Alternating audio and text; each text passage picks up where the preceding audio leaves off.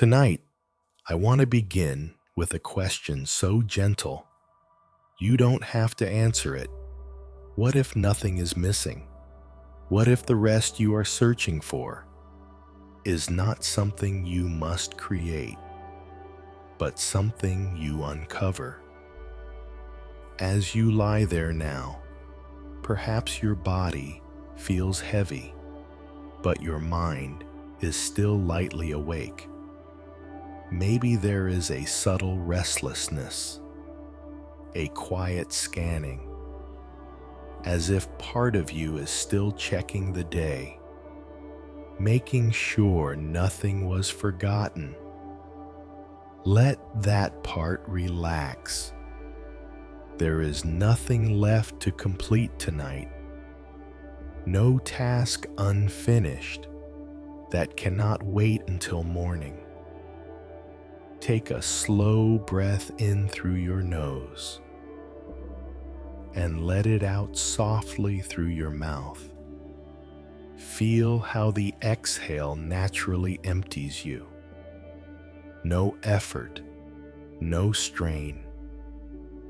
In the teachings of the Buddha, there is a simple truth. Much of our suffering does not come from what is happening, but from the idea that something else should be happening. We think, I should be further by now. I should feel better. I should be different. And in that should, tension is born. So tonight, we practice something radical in its simplicity. We allow. If your mind is busy, allow it. If your body feels tired, allow it. If your heart feels tender, allow it. Sleep comes when resistance fades. And resistance fades when we stop arguing with reality. Let your shoulders soften. Let your hands rest loosely. Let your breath find its own rhythm. Tonight's journey will unfold through new stories. Stories not of storms or rivers or mirrors, but of space, of time, of identity, and of the quiet joy of being ordinary. Our first story is about a man who spent his life trying to become extraordinary until he discovered the deep peace hidden in being completely ordinary. Let your body grow heavier now. We begin Story 1. The man who wanted to be extraordinary. In a small town surrounded by farmland and low hills, there lived a man named Kiran. From childhood, Kiran believed he was meant for something great, not simply good, not simply content. Great. He watched travelers pass through his town and imagined leaving behind a legacy that would make others speak his name long after he was gone. He studied hard. He worked tirelessly. He measured his progress constantly. Every achievement brought a brief spark of satisfaction, but it never lasted. When he succeeded, he felt relief. Then immediately, he set a higher goal. When he failed, he felt shame. Then he worked even harder. His life became a ladder with no final rung. Even in quiet moments, he compared himself to others. Someone younger had achieved more. Someone wealthier had more influence. Someone wiser had more respect. He could never quite arrive. Perhaps you recognize this quiet pressure, the feeling that you must become something more before you are allowed to rest. Take a slow breath in and release it slowly. Notice that your breath does not compete. It does not try to be longer or deeper than anyone else's. It simply moves. One autumn, Kiran traveled to a nearby village to attend a gathering where a respected monk was speaking. He hoped to learn a teaching that would give him an advantage, something that would elevate him beyond others. After the talk, he approached the monk and asked directly, "How can I become extraordinary?" The monk looked at him calmly. "Why do you wish to be extraordinary?" he asked. "So that my life has meaning," Kiran replied without hesitation. The monk smiled gently. "And if your life were ordinary, would it have no meaning?" Kiran frowned. He had never considered that possibility. The monk continued, "The tree in the field grows quietly. It does not try to be the tallest in the forest. Yet it gives shade. It gives fruit. It gives shelter. Is that not enough?" Kiran felt unsatisfied. He wanted something more powerful, more dramatic. "Surely," he insisted, "we should aim higher than simply being ordinary." The monk nodded slowly. "Then aim," he said, "but notice whether you are aiming for growth or aiming to escape yourself." Those words lingered. Kiran left that day slightly irritated. He felt the monk had avoided giving him a real answer, but something inside him could not forget the question. Was he striving to grow or striving to outrun a quiet feeling of not being enough? In the next part of his story, Kiran will face a moment where all his achievements pause, and he will be forced to sit with who he is without any titles, progress, or comparison. For now, let your own body settle deeper. You do not need to become extraordinary tonight. You are allowed to simply be here. Years passed, and Kiran did become successful. He built a respected trade. People sought his advice. His name was known beyond his small town. Outwardly, it appeared he was climbing steadily toward the greatness he once imagined. But inwardly, something remained unsettled. Each success felt like standing briefly on a peak, only to see another mountain rising higher in the distance. There was always another summit, another comparison, another reason not to rest. Then one winter, an unexpected illness forced him to stop working. Not dramatically, not dangerously, but enough that he had to remain home for several weeks. At first, he tried to use the time productively. He planned future projects from his bed. He drafted letters. He calculated new strategies. But his body grew tired quickly, his mind too. Eventually, there was nothing left to do but lie still. The first few days felt unbearable. Without his work, without his momentum, he felt strangely invisible. If he was not achieving, who was he? If he was not progressing, what was he worth? He noticed how deeply his identity depended on movement. Without forward motion, he felt exposed. One afternoon, unable to distract himself any longer, he sat by the window and watched snow fall. Flakes drifted down slowly, silently. They did not rush. They did not compete. Each flake descended at its own pace, and none seemed concerned about being the first to reach the ground. For a long time, Kieran simply watched. His breath slowed naturally.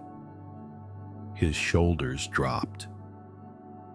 The world outside continued without him. The town functioned. The trade routes moved. People lived their lives. He was not needed for every moment to unfold. At first, this realization frightened him. Then, gradually, it brought relief. He did not have to carry the weight of becoming something grand. Life was already happening. One morning during his recovery, an elderly neighbor came to visit. She brought simple soup and sat quietly beside him. They did not discuss success. They did not discuss ambition. They spoke about the taste of the broth, about the way snow changes sound, about how quiet the town feels in winter. After she left, Kieran noticed something unusual. He felt peaceful. Not because he had achieved anything, not because he had improved, but because he had simply shared an ordinary moment fully. The soup had been ordinary. The conversation had been ordinary. The day had been ordinary. And yet, nothing was lacking. As you lie here now, consider this gently. How many peaceful moments have you overlooked because they did not seem extraordinary enough? The warmth of your blanket, the rhythm of your breath, the simple fact that you are here. Inhale slowly. Exhale softly. Kieran began experimenting. Instead of asking, "How can I become extraordinary?" he asked, "What is happening right now?" When he drank tea, he tasted it fully. When he walked, he felt his steps. When he spoke with others, he listened without planning his next achievement. He noticed something remarkable. Ordinary life, when attended to carefully, was rich beyond measure. The sound of wind through trees, the texture of bread in his hands, the warmth of sunlight on his face. These moments had always been there. He had simply been too busy striving to notice. One evening, as he walked through the fields near his town, he remembered the monk's words. Are you aiming for growth or aiming to escape yourself? He stopped walking. For the first time, He felt no urgency to improve the moment. The sky was fading into twilight. Birds were settling into trees. His breath moved gently in his chest. Nothing extraordinary was happening. And yet, there was a deep sense of enough. He realized then that he had misunderstood greatness. Greatness was not about being seen. It was about being fully present. Greatness was not about standing above others. It was about standing fully where you are. The pressure he had carried for years began to dissolve, not all at once, but gradually, like ice melting under warm sunlight.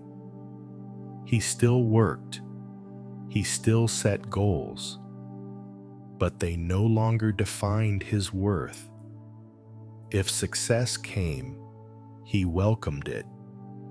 If it did not, he remained steady.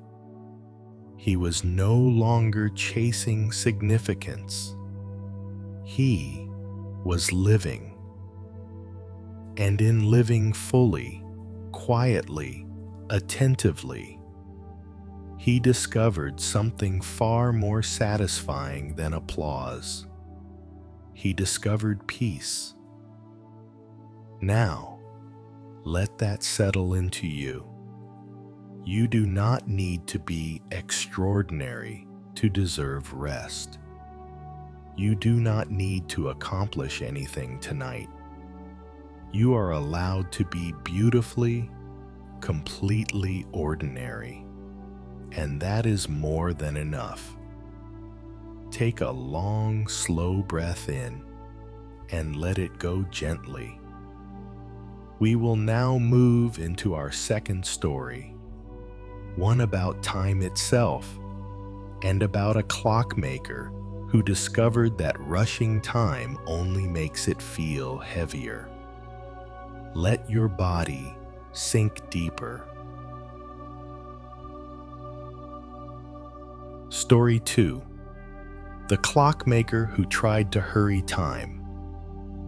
In a quiet town where cobblestone streets curved gently between small shops, there lived a clockmaker named Elias. Elias understood time better than most people. He repaired broken clocks. He built delicate mechanisms with tiny gears and polished springs. He could listen to the ticking of a clock and know immediately if something was misaligned. Yet despite his mastery of measuring time, he never felt he had enough of it. When he was young, he wished to grow older quickly. He watched adults with their independence and thought, "I cannot wait." When he began his apprenticeship, he longed to become a master craftsman sooner. When he finally opened his own shop, he worried he had started too late. Time always seemed slightly ahead of him, always just out of reach. Even during peaceful moments, sipping tea in the early morning before opening his shop, his mind would drift. How many years do I have left? How much can I accomplish? Am I falling behind? The ticking of clocks surrounded him all day. Tick, tick, tick. Each sound felt like a reminder, moving forward, never stopping. One spring afternoon, an old traveler entered his shop carrying a broken pocket watch. The watch had stopped completely. Elias opened it carefully. Inside, he found a small gear worn smooth by decades of use. "This part needs replacing," Elias said. "How long will it take?" the traveler asked. "A few days," Elias replied. The traveler smiled calmly. "I have nowhere urgent to be," he said. Elias was surprised by the man's tone. No urgency, no impatience. While repairing the watch, Elias found himself distracted by the traveler, who remained in town for several days. The traveler would sit outside the shop in the sun, watching people pass. He did not appear bored. He did not appear restless. He simply observed. On the second day, Elias asked, "Do you not feel anxious wasting time like this?" The traveler chuckled softly. "Wasting time," he repeated. "Yes," Elias said. "You could be moving forward, progressing." The traveler looked up at the sky. "Time moves whether I hurry or not," he said. "Why should I make it heavier by running?" Elias frowned. He had never considered that rushing might make time feel heavier. That evening, after closing his shop, Elias listened more carefully to the ticking clocks around him. Instead of hearing urgency, he tried hearing rhythm. Instead of hearing pressure, he tried hearing flow. Tick, tick, tick. Each sound was not a loss, it was simply movement. He noticed something else too. Between each tick, there was a tiny silence, a small pause, almost invisible. He had spent his entire life focused on the ticking, never on the space between. As you lie here now, notice your own sense of time. Are you waiting for sleep to arrive quickly? Are you thinking about tomorrow already? Gently return to this moment. Inhale slowly. Exhale softly. There is no hurry here. The night is not racing you. Elias continued repairing the pocket watch carefully, taking his time with each small component. For once, he did not rush the work. He polished the new gear slowly. He aligned each tooth with patience. And as he did, something within him slowed too. When the watch was finally repaired, the traveler returned to collect it. Elias handed it over and said quietly, "I noticed something while fixing your watch." "What was that?" the traveler asked. "That time does not move faster when I worry," Elias replied. The traveler smiled. "And did you notice anything else?" Elias paused. "Yes," he said, "there is silence between each tick." The traveler nodded. "That silence is where life happens." Elias stood very still. For years, he had lived as if time were chasing him. But perhaps he had been chasing time. In the next part of his story, Elias will face a deeper realization, one that changes not how he measures time, but how he experiences it. For now, allow your breathing to slow even more. Notice the space between inhale and exhale. That gentle pause. There is no rush inside it. After the traveler left town, Elias returned to his usual work. The clocks still ticked. Customers still came and went. Orders still needed completing.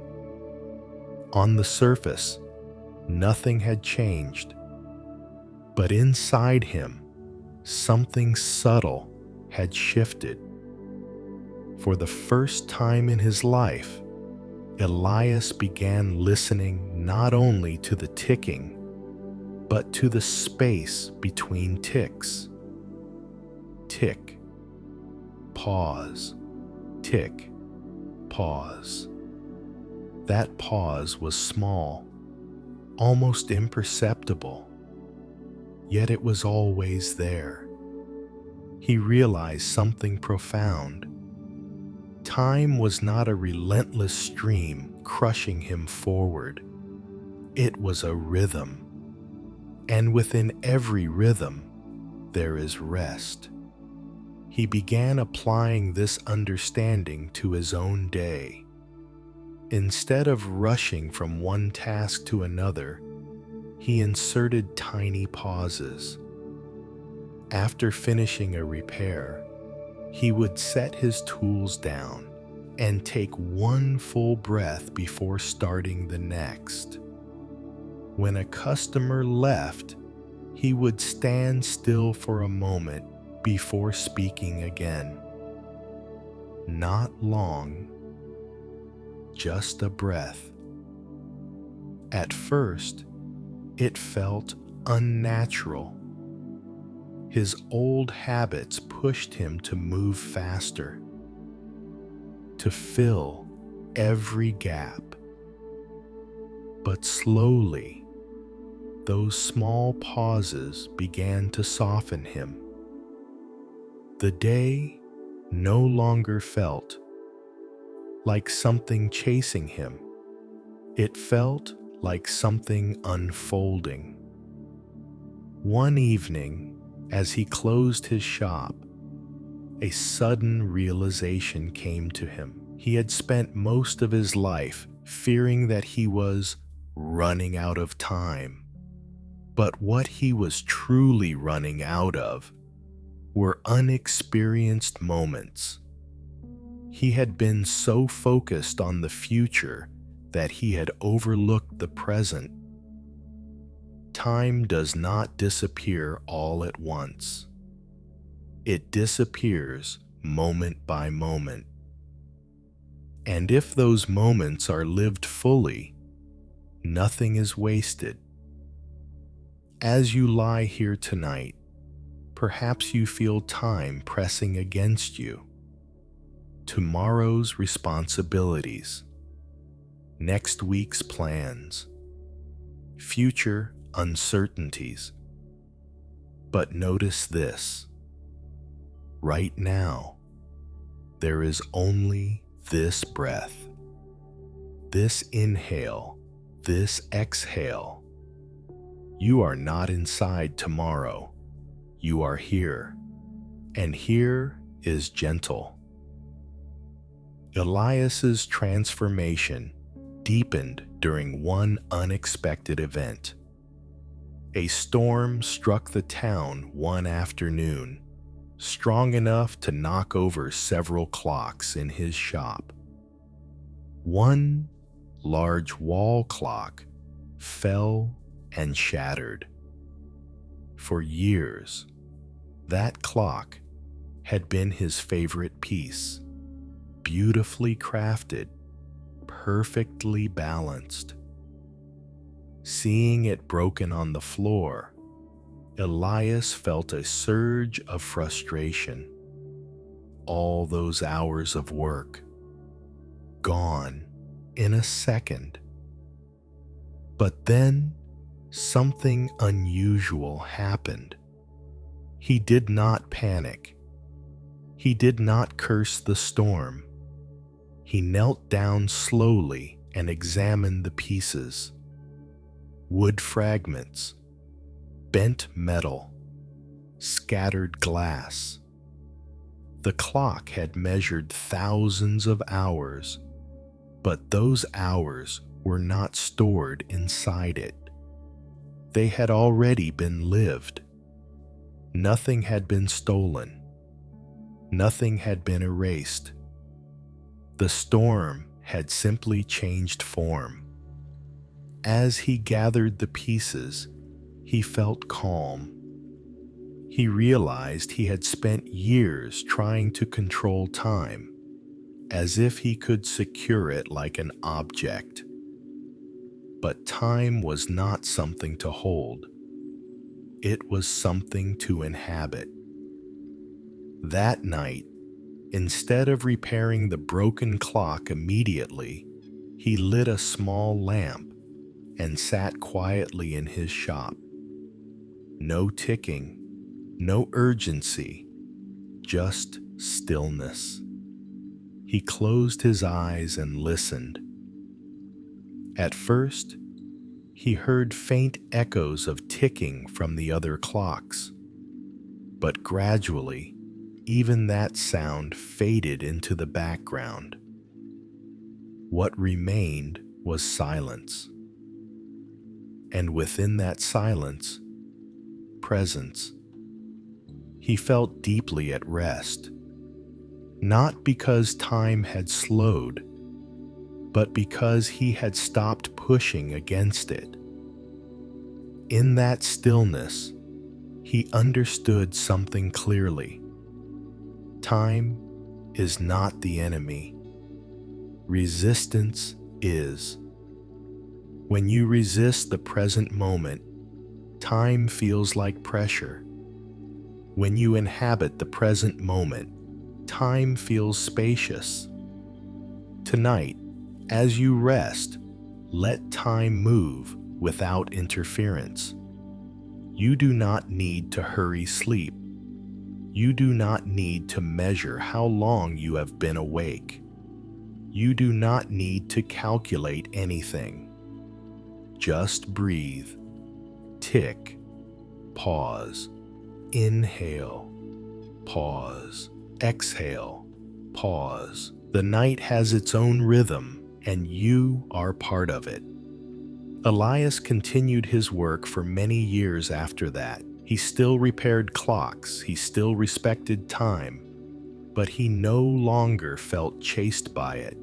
He had discovered the pause between ticks, and in that pause, he found peace. Now, let your body sink deeper. Feel the weight of your legs, the softness beneath your head, the quiet of this moment. There is no hurry. You are not late for sleep.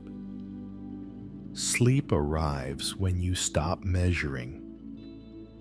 We now gently move into our third story, a story about identity, about a mask worn for so long that it felt real, and about the quiet courage of setting it down. Let your breathing grow slower, softer. Story 3. The Mask He Forgot He Was Wearing. In a lively town known for its festivals and gatherings, there lived a man named Soren. Soren was admired by many. He was confident in public, witty in conversation, strong in decision-making. Whenever conflict arose, he appeared calm and certain. People often said, "Soren always knows what to do." And over time, Soren began to believe that this was who he had to be. The capable one, the steady one, the unshakable one. At first, it felt natural, but slowly, Almost invisibly, it became a role, a mask. When he felt unsure, he hid it. When he felt sad, he concealed it. When he felt afraid, he covered it with humor. The more people relied on him, the less he felt allowed to be vulnerable. Even alone, he struggled to relax. He had worn the mask so long that he no longer knew how to remove it. Perhaps you understand this in your own way. The version of yourself you show at work, the version you show your family, the version you show friends, and the quiet version inside, rarely seen. Take a slow breath in. Let it go gently. Notice how your breath does not pretend.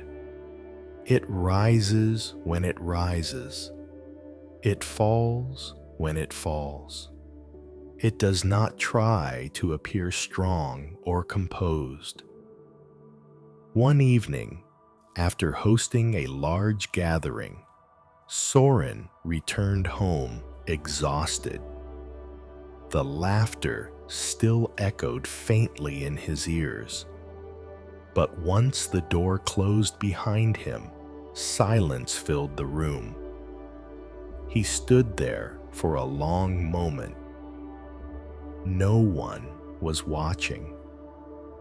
No one expected anything. And suddenly, the weight of maintaining his image pressed heavily on his chest. He sat down in the dark without lighting a lamp. For the first time in years, he allowed himself to feel tired, not just physically, but emotionally. He noticed how often he had swallowed his own doubts to reassure others, how often he had smiled when he wanted to be quiet, how often he had said, "I'm fine," when he wasn't entirely sure. As he sat in the darkness, something inside him softened. The mask was not evil. It had protected him. It had helped him navigate the world, but it was not his true face. The next day, Soren visited an elderly teacher who lived outside the town. He had known the teacher since childhood. The teacher listened quietly as Soren spoke. "I don't know who I am without being strong for everyone," Soren admitted. The teacher poured tea slowly. "Why must strength exclude softness?" he asked gently. Soren looked confused. "Because if I am soft, I will disappoint people." The teacher shook his head. "True strength does not come from holding everything together," he said. "It comes from allowing things to be as they are." Soren sat with those words. He realized that his mask had not only hidden weakness, it had hidden tenderness. He had forgotten how to simply be. As you lie here tonight, ask yourself gently, are you holding a mask even now? Are you trying to appear calm instead of allowing yourself to settle naturally? You do not need to perform here. There is no audience, no expectation, just breath, just rest. Soren left the teacher's home with no dramatic instruction, no complex technique, only a small suggestion. Each day, the teacher had said, remove the mask for a few minutes. even if you are alone, especially if you are alone. At first, Soren did not know how, but that evening, he tried something simple. He sat quietly in his room. He did not rehearse conversations. He did not plan his next achievement. He simply felt what was present. There was fatigue. There was relief. There was a subtle sadness he had ignored for years. And beneath it all, there was stillness. Not dramatic, not overwhelming, just honest.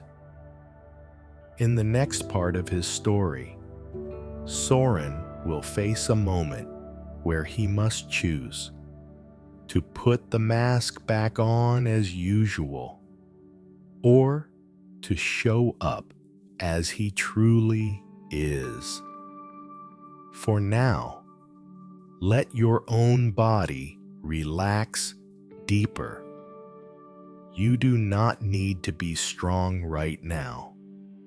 You do not need to impress anyone. You are allowed to be exactly as you are. The following week, Soren was invited to speak at another town gathering. Normally, he would prepare carefully, rehearsing confident phrases, polishing clever remarks, ensuring his composure never cracked. But this time felt different. The teacher's words echoed quietly in his mind. Remove the mask for a few minutes, especially when you are alone. So each evening before the event, Soren practiced sitting quietly without pretending. He noticed small tremors of insecurity. He noticed a fear of disappointing others. He noticed how deeply he wanted approval. Instead of pushing these feelings away, he allowed them to be there. He breathed with them. He did not try to fix them. Something subtle began to change. The feelings did not grow stronger. They grew softer because they were no longer hidden. On the day of the gathering, Soren stood before a crowd once again. Faces looked up at him with expectation. For a brief moment, the old impulse rose sharply. Be impressive. Be certain. Be untouchable. His chest tightened. His jaw stiffened. The familiar mask hovered, ready to slide back into place. But then he paused, just for one breath. He felt his feet on the ground. He felt the air entering his lungs. He remembered the quiet evenings sitting alone. Instead of beginning with confidence, he began with honesty. I don't always have answers, he said gently, and sometimes I feel uncertain too. A murmur moved through the crowd, not of disappointment, but of recognition. He continued speaking, not as a perfect figure, but as a human being. His voice did not carry dramatic authority. It carried sincerity. And something remarkable happened. People listened more closely than ever before. Afterward, several approached him. not to praise his strength, but to thank him for his vulnerability. That evening, as he walked home beneath a sky scattered with stars, Soren felt lighter.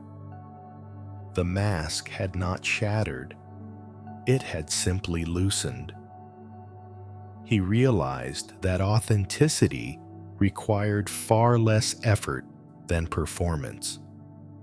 For years, he had been exhausted not by responsibility, but by pretense. And as he allowed himself to be seen, imperfect, unsure, human, he discovered a deeper kind of strength. Not rigid, not forced, but flexible and real. As you lie here tonight, notice if there is any tension in your face. Perhaps you are holding yourself together in small ways. Gently release that. Let your forehead smooth. Let your mouth soften. Let your breath move naturally. You do not need to wear anything here. No identity, no role, no expectation. The night does not require you to perform. Soren continued living in his town. He still supported others. He still led when necessary.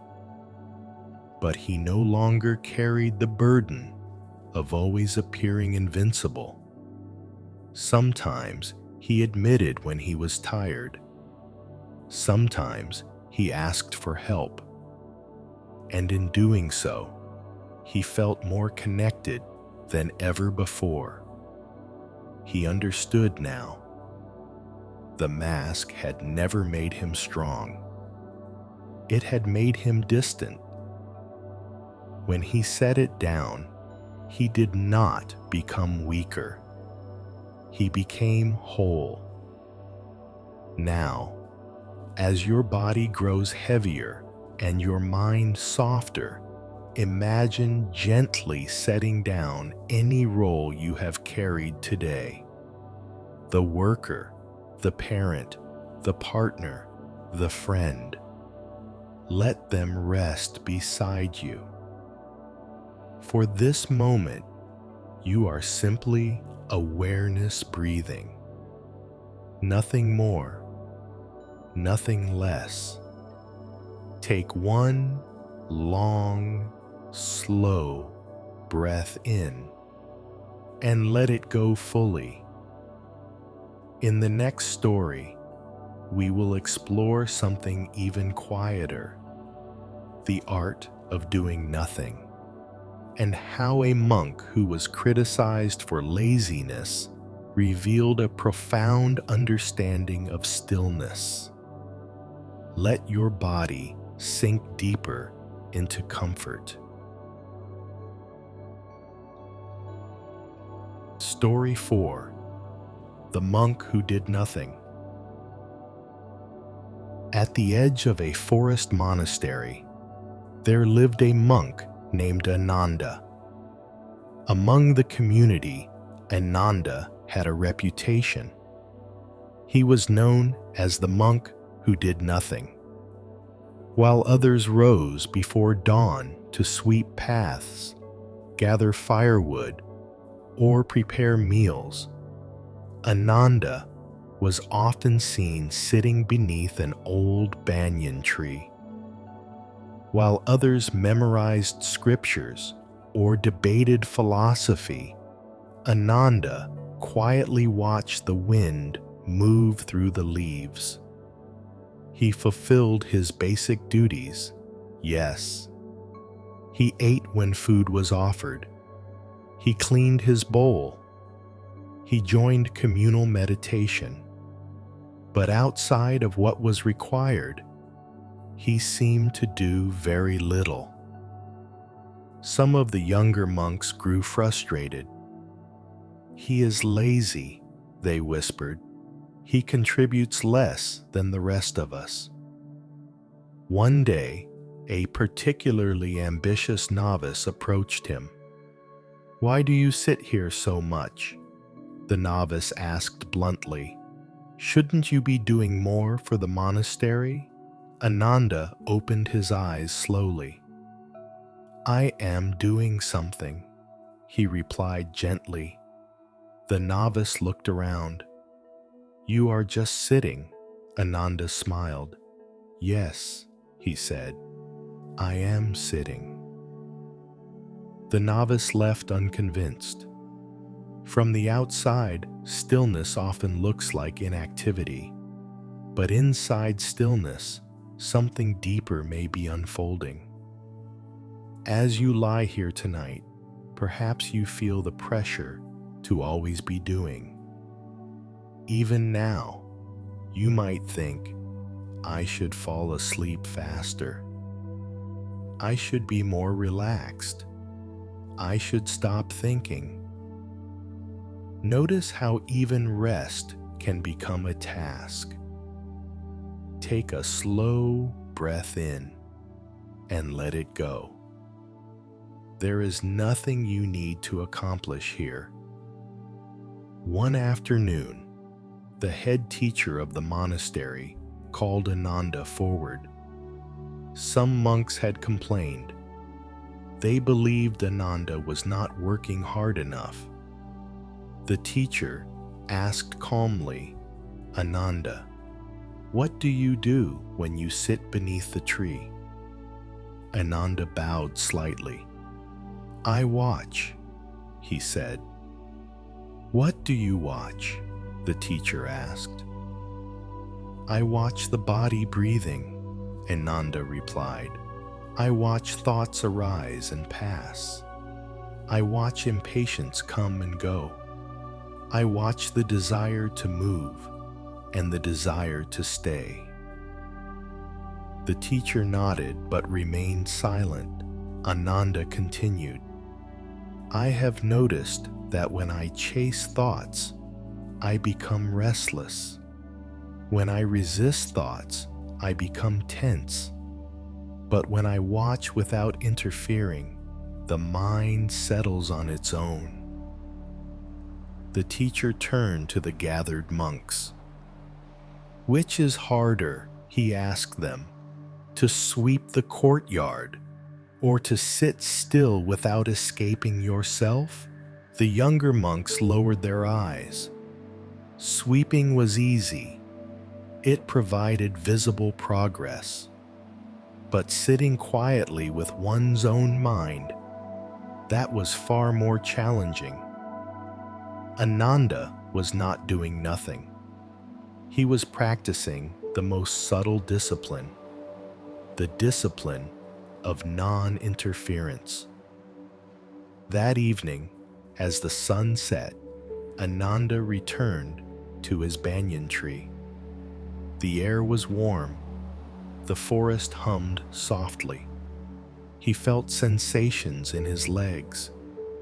He felt the weight of his body against the earth. He noticed thoughts appearing. "You should help more. You are being judged. You must defend yourself." He watched them gently. He did not push them away. He did not cling to them. They passed like birds crossing the sky. This was his work. Invisible, but transformative. As you lie here now, imagine sitting beneath that tree, anything of you, no task unfinished, no expectation to improve. Just breath moving in and out, inhale, exhale. You do not need to hurry sleep. You do not need to quiet the mind by force. Simply watch. The body knows how to rest. The mind knows how to settle. If you do not interfere. In the next part of this story, Ananda will face a moment when stillness itself is tested, and the monastery will finally understand what it means to truly do nothing. For now, allow your body to grow heavier. Let your breathing slow naturally. Not long after the complaints arose, a season of drought came upon the monastery. The river that ran nearby thinned to a fragile stream. Crops in the garden began to wilt. The air grew heavy with worry. The younger monks worked tirelessly. They carried water in buckets from distant wells. They debated solutions late into the night. They calculated, organized, planned. Anxiety spread quietly through the community. Even during meditation, minds buzzed with concern. What if the crops fail? What if we run out of food? What if we must leave? Ananda, as always, sat beneath his banyan tree. But this time, his stillness felt different to the others, almost offensive. How can he sit calmly when we are in danger? One monk whispered. Finally, the head teacher approached Ananda once more. The community is afraid, the teacher said softly. Do you feel no urgency? Ananda opened his eyes. I feel the same heat, he said. I hear the same worries, but fear does not carry water. The teacher studied him carefully. Then what do you suggest? He asked. Ananda stood slowly. First, he said, let us breathe. The younger monks exchanged confused glances. We do not have time for that, one protested. Ananda looked at him gently. If you cannot spare one breath, he said, your mind is already too dry. Reluctantly, the group gathered. They stood in the fading light. Ananda guided them in silence at first. He simply placed his hand on his belly and inhaled deeply, then exhaled slowly. The teacher followed, then gradually the others. One breath, then another. The tension in their shoulders softened slightly. Their racing thoughts slowed. After several minutes, Ananda spoke again. Now, he said, we carry water. And so they did. But something had shifted. Instead of moving from panic, they moved from steadiness. Instead of rushing chaotically, they coordinated calmly. Work that had felt overwhelming began to feel manageable. Over the next days, they continued this rhythm. Pause. Breathe. Act. Pause. Breathe. Act. The drought did not end immediately, but their suffering lessened. They were no longer fighting the present moment while working within it. One evening, after a long day of labor, a young monk approached Ananda. I thought you were lazy, he admitted, but I see now that you were training for this. Ananda smiled softly. Stillness is not the absence of action, he said. It is the absence of unnecessary struggle. The monk sat beside him beneath the tree. For the first time, he did not feel restless. He simply watched the sky darken. He noticed how the body relaxed when it was not being pushed by fear. He understood something important. Doing nothing does not mean neglecting life. It means removing the extra noise that turns simple tasks into heavy burdens. As you lie here tonight, notice if you are trying to force rest, trying to solve sleep, trying to manage tomorrow. Gently stop. Pause. Breathe. The body will fall asleep on its own. The mind will settle when it is not pressured. You do not need to chase rest. You only need to stop chasing. Ananda continued sitting beneath his tree for many years, but now others sometimes joined him. Not because they had nothing to do, but because they had discovered that true action begins in stillness. Let that understanding sink into you. Pause. Breathe. Allow. Now, we gently move into our final story before closing. A story about letting go at the deepest level. About a traveler who believed he owned everything he carried, until he discovered that even his identity was something he could set down. Let your breath grow slower, softer. Story 5.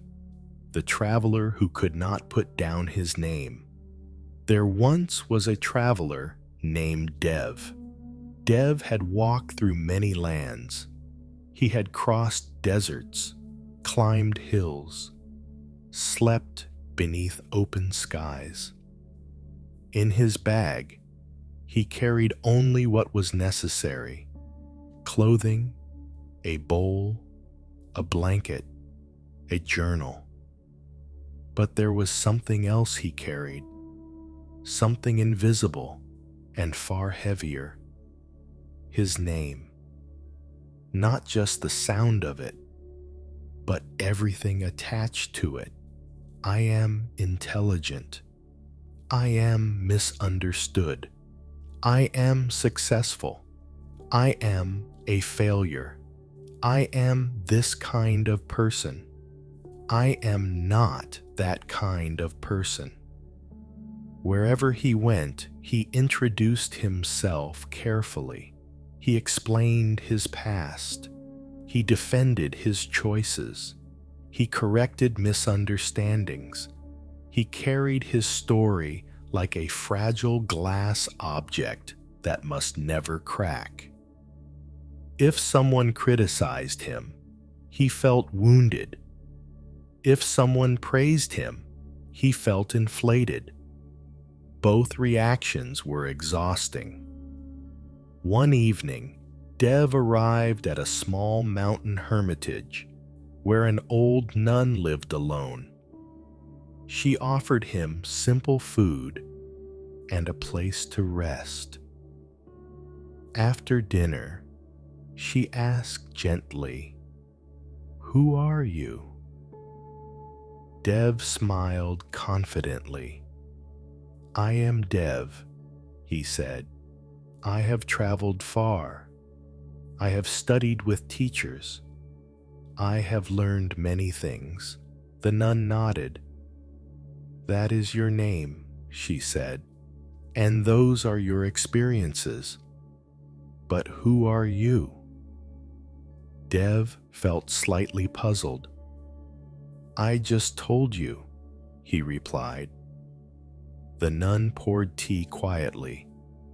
"When you were born," she asked, Did you know your name? No, Dev admitted. When you sleep deeply, she continued, where is your name? Dev hesitated. In sleep, it disappears. The nun looked at him gently. Yet you do not disappear. Silence filled the small room. The wind moved softly outside. Dev felt something shift in his chest. He had spent years polishing his identity, protecting it, improving it, but he had never questioned it. Was he truly the collection of stories he carried, or was he something more subtle, more spacious? That night, lying on a thin mat, Dev noticed how his mind repeated familiar phrases. I am this. I am that. But between those thoughts, there was simple awareness, breathing, sensation, being, no label attached. As you lie here now, notice your own name silently in your mind. Say it gently, and then let it fade. Notice that something remains. You are still here, breathing, aware, before any description, before any role. Dev did not sleep easily that night, not because he was restless, but because he was curious. If he was not his name, who was he? In the next part of his story, Dev will face the most subtle letting go, the release not of possessions, not of ambition, not even of fear, but of the tight grip on I itself. For now, let your body grow heavier. Let your breath become softer.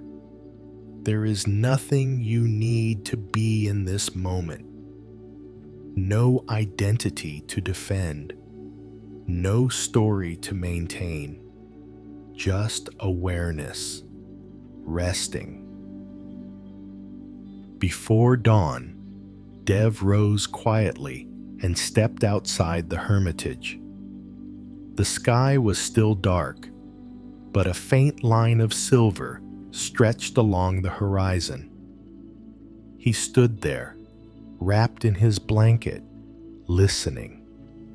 There were no voices calling his name, no expectations, no history being repeated, just the sound of wind moving through trees, just the rhythm of his breath. For a few moments, there was no need to introduce himself to anyone, no need to explain who he was. And in that quiet, something profound began to loosen. He noticed how often, in conversation, he prepared his identity like armor. If someone challenged him, he defended it. If someone praised him, he reinforced it. If someone ignored him, he felt diminished. All because of a story that began with 2 words. I am. I am smart. I am foolish. I am important. I am overlooked. I am strong. I am broken. The nun stepped outside and stood beside him. Tell me, she asked softly, when a thought says, I am this, who hears it? Dev closed his eyes. A thought arose. I am confused. He saw it clearly, and then it passed. Another thought arose. I am searching. It too faded. Behind the thoughts, there was something steady, silent, aware. That, the nun said gently, is closer to who you are. Dev felt no fireworks, no dramatic awakening, just a widening. A sense that his identity was not as solid as he had believed, like mist illuminated by morning light. Present, but insubstantial. They sat together as the sun slowly rose. Birds began to sing. The world awakened without needing to know Dev's name.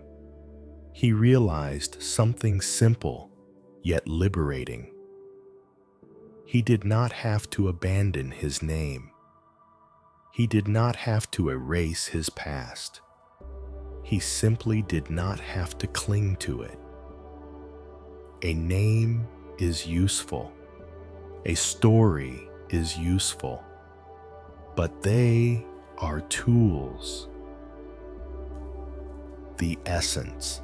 As you lie here tonight, notice how thoughts about yourself arise. I should be better. I always do this. I never do that. Let those thoughts come and then gently ask, who is aware of this thought? Rest there, not in the story, but in the awareness. Dev remained at the hermitage for several days. He still answered to his name. He still spoke about his travels. But inwardly, something had softened. If someone misunderstood him, he did not feel as threatened. If someone praised him, he did not cling as tightly. He had discovered a deeper identity, one not dependent on description, one not wounded by opinion, one not inflated by approval. On the morning he left, the nun offered him a final teaching. "You cannot carry the sky," she said. "It is too vast. But you can remember that you are not separate from it." Dev bowed deeply. He picked up his small bag and began walking down the mountain path. The road ahead was uncertain, but for the first time, he did not feel compelled to define himself with every step. He walked. He breathed. He was. As the day unfolded, he noticed how light his body felt. Not because he had removed something physical, but because he had loosened his grip on the tightest burden of all, the need to be someone specific. Tonight, as your body grows heavier and your mind softer, imagine gently setting down your name beside your bed, not rejecting it, just resting from it. You do not need to be the successful one, or the struggling one, or the strong one, or the healing one. For this moment, you are simply awareness breathing in the dark. No label required. Let your breath slow. Let your chest rise and fall naturally. You are not the story you tell about yourself. You are the quiet presence in which that story appears. Now, we gently move toward our closing, a soft gathering of all these lessons into rest. The man who stopped striving to be extraordinary. The clockmaker who discovered the pause between ticks. The one who removed his mask. The monk who did nothing. the traveler who set down his name. Let your body sink even deeper. Now, there is nothing more to achieve tonight. No insight left to chase. No identity left to refine. Just rest. We have walked through many quiet realizations. The man who stopped trying to be extraordinary discovered that ordinary life, fully lived, is already complete. The Clockmaker learned that time is not a force to outrun, but a rhythm to inhabit, and that peace lives in the pause between moments. The one who removed his mask discovered that authenticity is lighter than performance. The monk who appeared to do nothing revealed that stillness is not laziness. It is freedom from unnecessary struggle. And the traveler who loosened his grip on his name discovered that beyond every story, there is simple awareness. Now bring all of that gently into this moment. You do not need to become better before you sleep. You do not need to solve yourself. You do not need to arrive anywhere. Resting does not require improvement. Take one long, slow breath in. Feel your chest expand softly. Hold it gently for a moment and release it slowly, completely. Let your body sink into the surface beneath you. Feel how supported you are. You are not holding yourself up. The earth is holding you. Let your forehead smooth. Let your eyes rest deeply in their sockets. Let your jaw loosen. Let your tongue soften. Let your shoulders melt downward. Feel your arms heavy, your hands relaxed, your legs completely at ease. Now imagine this. You are lying in a vast open field at night. The sky stretches endlessly above you. Stars scattered in quiet brilliance. You are not trying to reach them. You are not trying to understand them. You are simply resting beneath them. Thoughts may still appear. Let them be like distant constellations, seen but not chased. If a memory arises, let it float across the sky. If tomorrow appears in your mind, let it drift gently away. There is nothing you need to become before morning. Nothing you must fix in the dark. Just breathing. Inhale. Exhale. Feel the subtle pause between breaths. Rest there. That pause is not empty. It is peaceful. That pause is not lacking. It is whole. Now imagine gently placing everything you carried today beside you. Your responsibilities, your roles, your concerns, your name.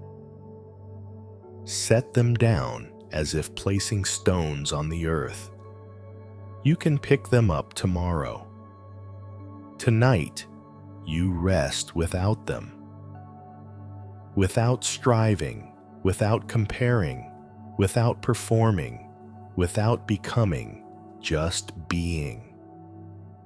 Your body knows how to fall asleep. Your mind knows how to soften when not pressured.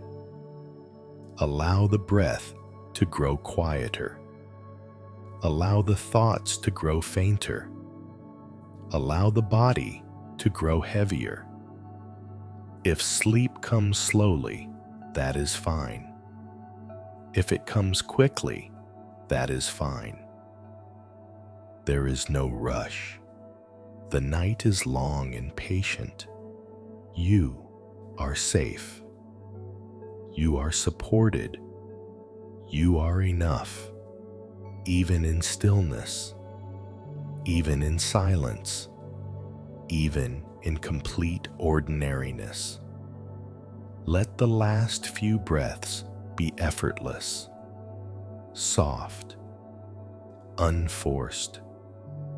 May your mind be calm. May your heart be light. May your body rest deeply, and as you drift into sleep, remember gently, you do not need to become anything else. You can rest exactly as you are. Good night. Sleep peacefully. Let awareness cradle you into quiet, nourishing rest.